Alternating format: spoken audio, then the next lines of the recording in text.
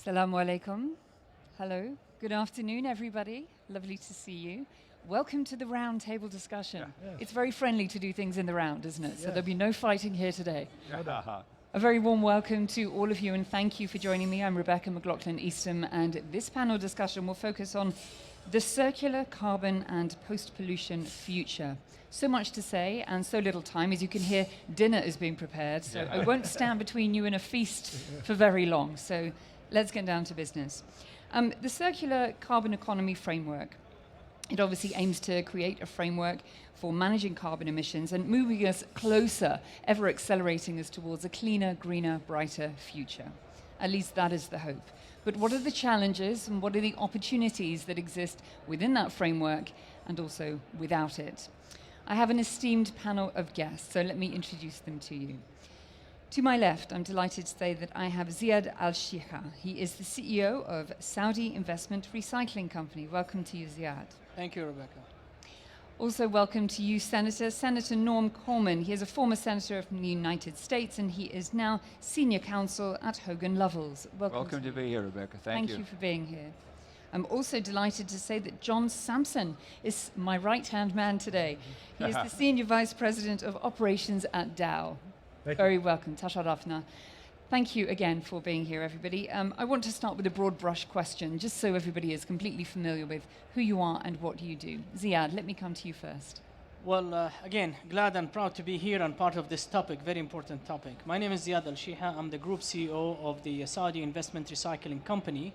It's a newly established company by PIF, fully owned, believing and practicing the talk basically on the ground, not only saying things about carbon economy and circular economy, but actually introducing this company and making it, giving it a huge mandate to help the recycling business and go from linear economy to circular economy. Previously, I was an executive with Saudi Aramco before I became the CEO of Saudi Electricity Company, and now I'm heading the group of Saudi Investment Recycling Company. We're delighted that you're on the panel. Thank you you. for your expertise today. Senator, let me come to you. A glittering political career, and what brings you here? So I'm the former politician. I bring a political perspective to this. One of the things I do, my pro bono jobs, I'm the chairman of the Congressional Leadership Fund.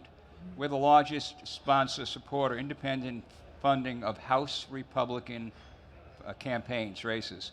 We will raise and spend this cycle $320 million supporting House Republican candidates. We're probably active at 425 seats. We're active in about 60 races. So on a regular basis, I'm looking at polling, I'm looking at data, I'm looking at what's on the mind of American voters when they walk into that voting booth. And energy is a big factor. Energy is, so you start out with saying, yes, we all want, we desire a cleaner, brighter, sustainable future. The question that gets raised is how do we get there? What's the cost of getting there? What's the impact on the path that we take? And so I'm bringing that perspective. And I'll say up front, I am a great believer in a circular carbon approach. Because to me, I think that's the transition that is most welcomed by the average working men and women who are deeply concerned about their income, about heating their homes, putting food on the table. So I'll provide a political perspective, because in the end, policymakers are governed both by what's the right thing to do and what's the politically allowable thing to do if they want to keep doing what they're doing. It's vital to have your view. Thank you very much for that. Let me come to you, John. Thanks, Rebecca. Yeah, so I work for Dow. We're a 125-year-old manufacturing company, and that started in Midland, Michigan, making bleach, oddly enough. That was our first product ever made. We now make many hydrocarbons, plastics, urethane foams, and a lot of other products, silicones. And so we're here because we understand the challenge of carbon in the economy, and specifically climate change. And we understand that we have a role to play in reducing aggressively the amount of carbon that's being emitted from our manufacturing assets. Along those lines, we have a vision of reducing carbon while growing our company. And we've got a 5-step plan. We can get into some of the details on how we're going to get there. And so that's my perspective today. Yes, exactly. Not one at the expense of the other. Very interesting. Ziyad, a circular set for a circular discussion. Let's talk carbon. Talk to me about the economic framework for it. As it's been mentioned by the Senator, people want it. They like the idea of it. What does it mean? Well, if you go into, let's talk about linear versus circular. Yeah. What is linear and what is circular, and why is it circular? Linear, if you just consume things and then you just get rid of them and they go to landfill, which means they will impact the environment, air, land, and sea. That is linear economy description. And I think the whole theme of this forum that we are in it today, investing in humanity, humanity, mankind needs lifestyle, needs hope for the future, needs that the environment of the future is better than the environment we live for our kids, that the environment of today. So circle economy is the answer, and definitely the future that everybody should believe in, help create and support big time. And what it means to all of us, humankind, is that it will create jobs, it will make resources to us more available, because all of the resources that we see are either being depleted or being getting rid of in a very linear way, irresponsible way sometimes. And remember, when they go to the landfill, they have only 2 ways to escape, either to the aquifer water or to the air emission. Both are so detrimental. That's why we say, bring it back into circular economy and don't emit it. And that is probably at least how I look at circular economy and what it means to the circular carbon emission or reduction of it. And you know, out of the landfill, we produce or we emit methane, and methane is 20 to 40 times more detrimental to the environment than the CO2. It's all greenhouse gas emission that impact our ozone and the environment. Yeah. So circular economy is the answer. Part of it is circular carbon and how we liquidate it and basically trade it so that we all be responsible in the resource management. Yes. Senator, let's talk politics. Because if we all have, let's say, arguably a similar ambition to be greener, more sustainable, cleaner, smarter in the way that we live and consume and dispose, is the race to a greener future, the green revolution, going too fast? And could carbon be the answer? The circular economy? So Greta Thunberg is not going to like me, but well, then go yeah, ahead. I think we're going too fast. So when California says they're going to get rid of gas vehicles in 2030, that may sound great, but you know, if you're somebody living in a rural area and you've got your gas-powered truck, you may actually want to keep it 10 years or 12 years. And so the issue is not the goal. We have the same end goal. As I said before, it's the path that you get there.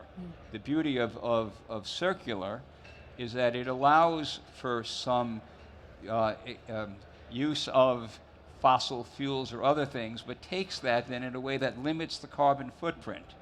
It doesn't mean, and I'm going to give you the politics of this. I think President Joe Biden's political downslide, and it's a downslide. He's in some polls 40% now, not much above that. Yeah. Probably the least liked president of our time, which includes Donald Trump. They're at those levels, if not below. It began the day that when he took office, when he killed the Keystone Pipeline. He killed the flow of gas from Canada to the United States. That was jobs, that was energy, that had a tremendous effect. And so today, when one of the things that will result in a Republican control of the House of Representatives, and I believe most likely the United States Senate, is going to be because of the price of a gallon of gas, which is a couple of bucks more today than it was when he took office. And the American voter is going to say, because when you ran, you said we were going to wipe out fossil fuels, that we're going to, and then they saw actions such as killing Keystone Pipeline, killing drilling in Anwar, killing leases for production on lands. extra regulation on the producers and the processors of fossil fuels. So the political dynamic, I don't think there's any question, long answer to a short question, in Pennsylvania, which may be the race that decides what controls the United States Senate. One of the reasons why I believe the Republican will win that race, because the Democrat candidate a couple of years ago said he wanted to kill fracking. Pennsylvania is the #2 producing natural gas state in the country. Fracking is a major part of the Pennsylvania economy. That same candidate in a debate last night had to say that he didn't say what he said 2 years ago. He had to say, literally said, well, I support fracking. Why? Your question. Because the people of Pennsylvania support fracking. Because for them it's jobs, for them it's housing, for them it's food on the table, for them it's heating in the winter. I wish we had more time just for a political debate because there's plenty to discuss, but not meaning to generate any headlines, I'll move on. But thank you so much for that, Senator. I won't ask you to weigh in on your political stance in this. I'll diplomatically sidestep, John, and ask you for your opinion about a framework, the advantages for your business, your country. Yeah, so as a processor of fossil fuels, we have to understand the dynamics around how we can decarbonize and grow. Because we want more jobs, we want to put more clean products out, and our customers are asking for low carbon solutions. In order to do that, we've got a 5-step process to get our assets decarbonized. How big of a challenge is that? We've got 103 sites in 31 countries, about 36,000 people that work in our company, and we're going to decarbonize by 2050. More so, a milestone at 2030, we're going to get 15% of the carbon out by 2030. How are we going to do it? Well, scope 1, scope 2, which is inside the fence line, carbon production, we're going to replace assets that are high carbon producing with lower carbon producing assets as these assets come to end of life. Step 2, we buy a lot of electricity. 25% of the electricity we buy today comes from solar, wind, or hydro. So we're in the top 20 in terms of using renewable electricity in all industry, not just in manufacturing industry. Number 3, our products. So when you want to build a building, when you want to insulate a house, when you want to make an EV, when you want to lightweight a vehicle so it makes less carbon, all those require products that can make those things happen scientifically. Dow has the solutions there, and so our products help enable a lower carbon economy. Scope 3 carbon emissions are really all about our suppliers who bring raw materials to us and our suppliers who take our products to our customers. That's actually our biggest challenge. That's 2/3 of our carbon as a company. Comes from raw materials in and products out to our customers. So we've got it figured out inside the fence line, and now we're working with a couple of hundred suppliers to figure out how we're going to get their carbon solutions down so that we can get to net zero by 2050. And then lastly, this won't happen without innovation. And we're really heavily focused on innovation to really determine the next generation of technology that will take us down to that next level. We see it clear through 2030, but 2030 to 2050, we're going to need innovation to get us there. So we're invested in things like fluidized catalytic cracking dehydrogenation that takes propane to propylene in a much more low carbon fashion. We're looking at ethylene dehydrogenation as a way to reduce carbon when you crack into ethylene to make polyethylene. And lastly, I'd say we're really proud of our work with X-Energy, and they've developed a intrinsically safe, small modular reactor that can make high pressure steam, something that we need in our plants, and also electricity. So lots of interesting things going on that are going to get us to net zero by 2050. You have a busy few decades ahead of you. Yes, yes we do. Okay. In terms of innovation in the field, going into the next generation technology, not least, is there enough investment being plowed where it needs to be? We think there always can be more. We've heard a lot of discussion here at the conference this week about the investments that are going into more sustainable solutions.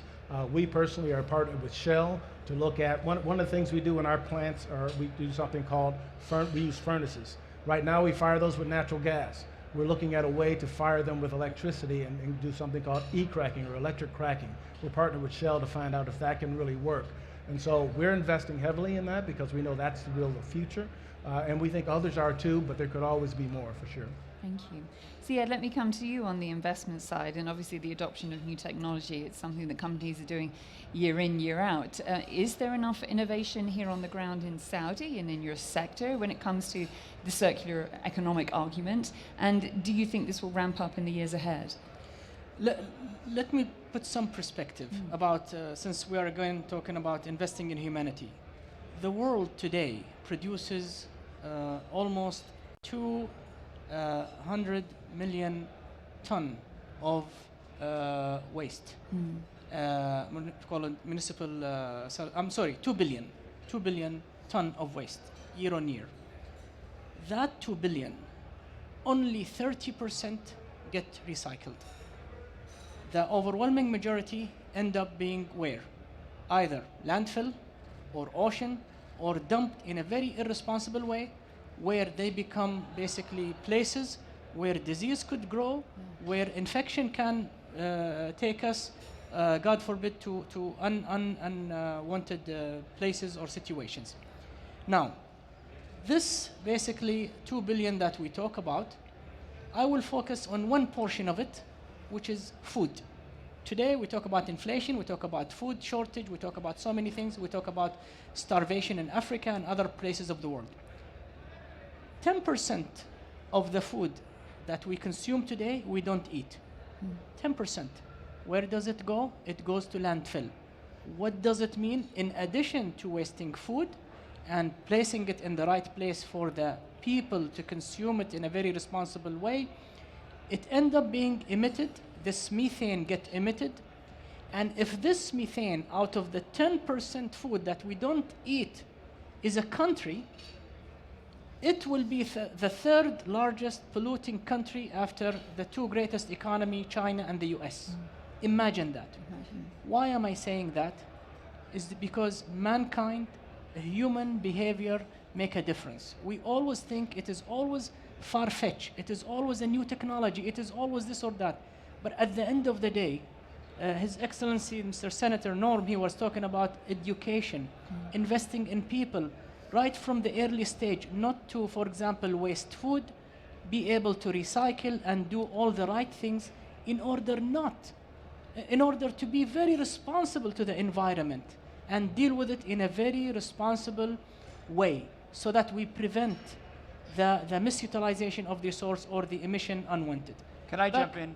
Please. I want to jump in just on the really critical points here, on what I call the micro-focusing. We had a conversation off stage about the habits in our country. You know, do Americans recycle? And John was saying, we do, but not as much as they do in Germany and other places. And so part of what Ziyad is saying is in addition to the big picture investment, there needs to be a focus at I call the micro level, that we simply have to do a better, and you know, I recycle. My wife, we recycle. I don't know if we didn't do it to the same degree 5 years ago that we do it today. And so how do you kind of change the psyche at the individual? Think about if you can change at the individual level, what impact that would have on a global scale. Absolutely. How do you teach people to care? Let me add one thing on technology. So food waste, big issue. Like you said, 100 billion tons a year or so of waste.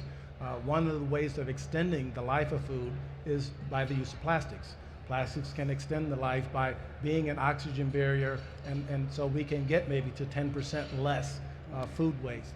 However, that plastic needs to be made with zero carbon plastics, and you need to recycle the plastic after you use it.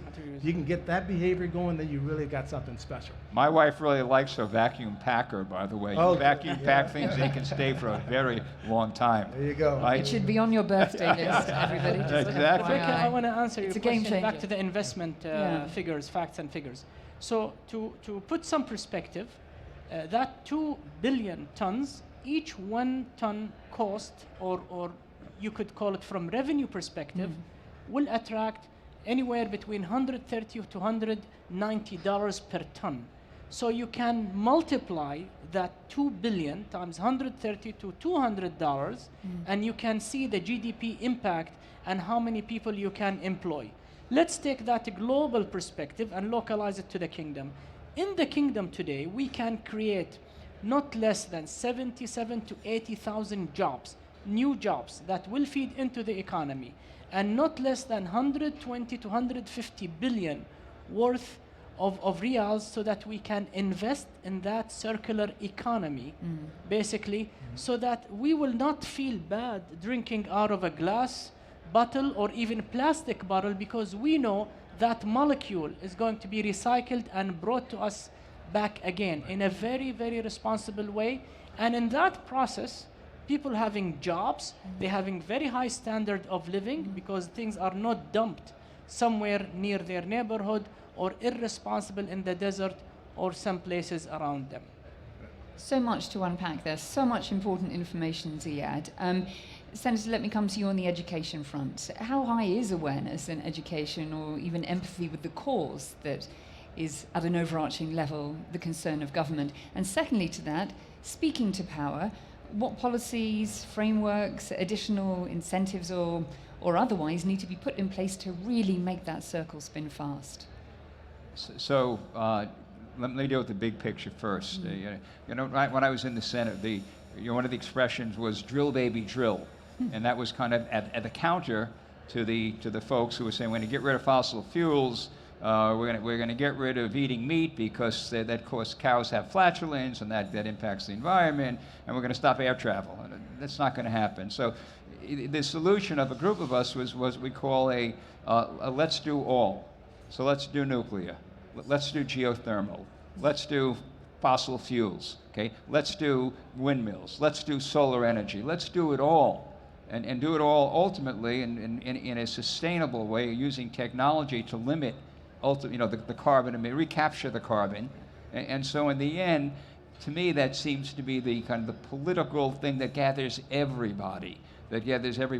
One of the challenges one of the real frustrating challenges of education is make sure that we educate folks in a way that's not politically biased, that's not pursuing an agenda. Yeah. I mean, we have a divide in America today, and by the way, it's a partisan divide, Democrats and Republicans. And I say this I was a green Republican. We have a political divide because Democrats will tell you the world's going to end tomorrow if we don't get rid of fossil fuels, if we don't kill that industry, if we don't do all the things that kind of limit carbon emissions. And Republicans say, well, we had that hole in the ozone, and that didn't happen. And then we had global warming, and that didn't happen. Now we have climate change. So there is a cynicism, and so in the end, let's do education, but figure out a way to do education that isn't partisan. Figure out a way to do education that educates people about here's the challenge, and then let's get to John's point, and what we see at this conference, and I'll talk about that later, is let's use innovation. Let's get smart kids to figure out ways to get us to where we have to go without tearing us apart politically. But you have to have both, for sure. You have to have that political support and a collaboration with industry, because we can't do it all. Right now, the technology exists to decarbonize everything that we're doing at Dow. But once we get the CO2 out of our process, we have to have somewhere for it to go. Right now, that's sequestration. We can't put in all the technology to take the carbon out and not have the government or partners put the pipeline in to take it off to a place to bury it in the ground. That's today's solution. That's not going to be tomorrow's solution. Eventually someone will say, hey, I'll buy that carbon from you. I got something to make with it. Then we really got something going. We're circular on the carbon. We think on hydrogen, that's going to be the next big fuel. It's kind of expensive right now, but with innovation, that will start to come down, and that will be a fuel that powers us going forward. Right now, it's a little expensive, but it's going to be an excellent heating source once we get the cost of hydrogen coming down. But it takes a partnership to invest in infrastructure. Right now, we're getting ready to build the largest cracker polyethylene zero carbon site in the world in Fort Saskatchewan, Canada. Why are we doing it there? Because the Canadian government ran a pipeline right outside our fence that said, put carbon here. And so all we have to do inside the fence line is decarbonize. We put the liquid carbon in there, they take it off and sequester it, and we can make a zero carbon site. Oh, by the way, we're doubling the capacity of the site as we do it, more jobs as we do that, and it's a win-win for everybody. And we do not have that political consensus in this country, in my country, this country, in the United States. Our country. In our country, John. We do not have the political consensus to do exactly what he's talking about. And we do not have the political consensus to do carbon circular Right. in our country. Right. And so I think that's one of the challenges is for us to kind of lift up this concept of carbon circular in a way that can kind of generate a broader political consensus. But you do not have that in the United States today. You couldn't do that in the US today. That's right. If I had to put you on the spot and say, when could it happen? What would you say? I'm an optimist. I think ultimately that both sides got to get away from the extremes, because what we're really talking about is a middle here. Right. We're talking about, we want a green, sustainable, low carbon future. Right. But we want to do it in a way that doesn't stop people from working, doesn't stop people from heating their homes. Right. Yeah. And so we got to get away from the extreme politics. And unfortunately, American politics are base politics. So Joe Biden, I'm going to tell you, put in the Inflation Reduction Act a whole section on the Green New Deal, okay? And that was to motivate his green base to show up on a week from Tuesday, okay? That's not how you build consensus.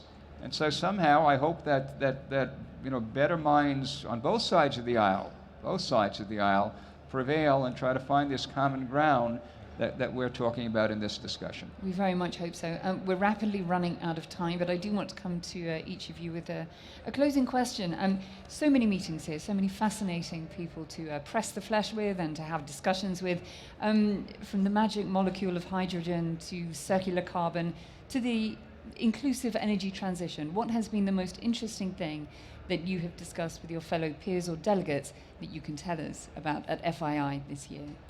I think back to the theme and how it was opened. This forum was opened by His Excellency Mr. Yasser Mayan, and he mentioned something very, very important. He said, in line with what Mr. Senator was talking about, let's use fact-based analysis to draw and reach conclusions. Let's not reach conclusions and then work out backward, trying to justify why we reached that. So, to your point, Mr. Senator, it is the fact-based finding mission that we all have to do, because we are business people at the end of the day, and this forum is about creating business on a sustainable way. And the only way you can do things on a sustainable way, basically, is to have fact-based, and that is the discussion. And the fact that SIRC, Saudi Investment Recycling Company, we will be investing very, very dear money to address that circular economy at best. We will be touching 14 streams of waste: municipal solid waste, waste of electrical and electronic equipment, and also mining, sewage, medical waste, all kind of waste you can think about. So we'll be tackling them to pour them back into the circular economy. Today, the lack of doing that in the kingdom, only on the waste side, not the transportation or the power, is causing us 40 million ton of emission. If we do that, we take it back into that circular economy, we create jobs.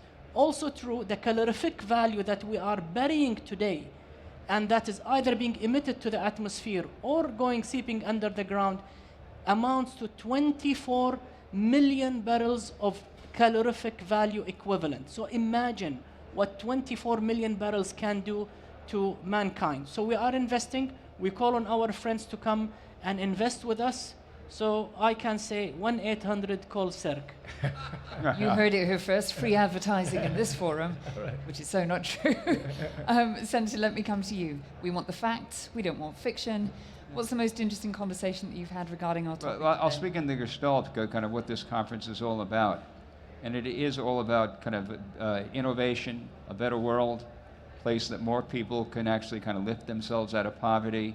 And by the way, the capital, because you have great ideas, but if you don't have capital, the ability to convert that concept into reality, it's worthless. And so this is kind of the place in which I'm seeing a brighter future. And what we're dealing with today is simply a part of it. But I do want to then also return to kind of my theme on this, because I actually heard it reinforced by Ken Moelis. He's one of the great investment bankers, and he made a comment in one of his forums on the big stage that we just need to remember how important affordable energy is to 7 billion people in this planet who seek to rise up to the middle class. Okay? And we can never, ever forget that. I think that's critical. Yes, thank you. Let me come to you, John, on investor appetite. You need the capital, you need the money ploughed in. Is it there? What's the environment like? You know, that's the great thing about this conference. So many like-minded individuals. I see a lot of great collaboration happening here in the kingdom, and that's heartwarming for us. We have it in Canada. That's why we're moving in Canada. We see it happening here, and so it's really inspiring to see that. And I've had some great conversations about that public-private collaboration and really coming together to understand that we can't do it all privately. We've got to work with local governments to be a partner in doing this, and that's what's really cool about being here. Gentlemen, it's been an honor and a fascinating discussion. Thank you so much individually for your time. Ladies and gentlemen, please join me in thanking my panel. Thank you. Thank you. Thank you. Thank you. John, for your pleasure. Pleasure. Thanks. Thank you.